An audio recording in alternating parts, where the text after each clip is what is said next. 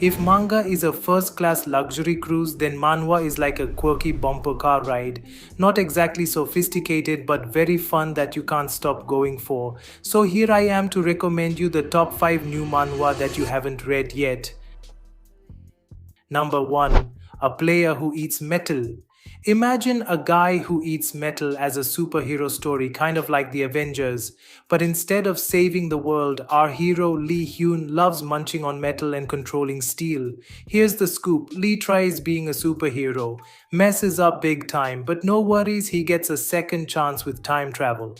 It's like rewinding your favorite movie but with more steel action. This story adds spice with army stuff, a bit of hunting, time travel twists, and a touch of saving the day. It's like a recipe for a crazy superhero adventure. Not your usual serious stuff, more like a wild party. If you want a story that's as wild as a picnic with metal eating surprises, A Player Who Eats Metal is your must read. Number 2. Reapers of the Drifting Moon. Reaper of the Drifting Moon started off like a superhero movie. Super cool. Picture this. Pure Wall, a tough kid, gets kidnapped and thrown into a dark room for 4 months. Survivors then go through crazy training for a mega assassination. It's like a plot that's screaming, "This is gonna be awesome!" The art and world building, top notch. Even though the world was full of details, it was like a good bedtime story, easy to understand. And Pure Wall's look with his long hair totally rocked it. I wish we could see more of Pure Wall's past before all the kidnapping drama. It would be like adding extra scenes to a blockbuster movie. Overall, Reaper of the Drifting Moon started strong and I was all in for the adventure.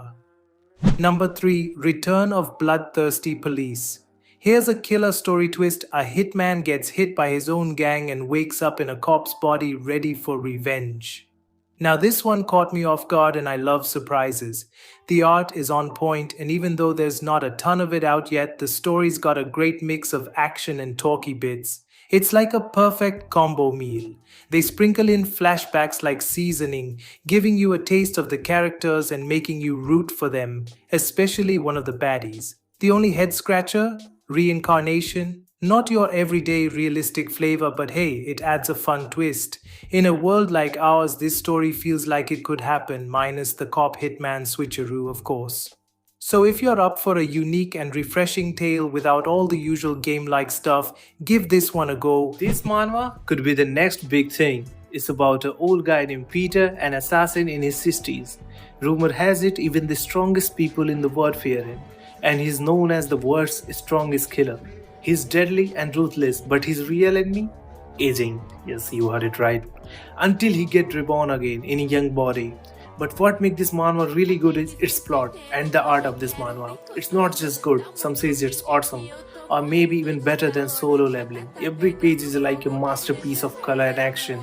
If there is just a small part of you that crave for OP protagonist beatdown, this is about as good as the genre can get. Number 5. Devil Student Return to Police.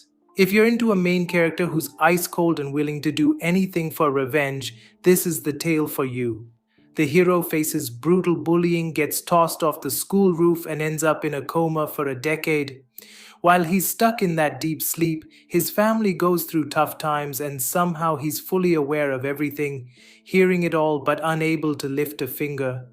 But after all that, he mercilessly beats people to a pulp, uses blackmail like it's his superpower, and even lends a hand if it means revenge in graduating school, all for the sake of himself and his family. So check it out if you are in that kind of story. And in last, please subscribe my YouTube channel for more cool manhwa recommendations.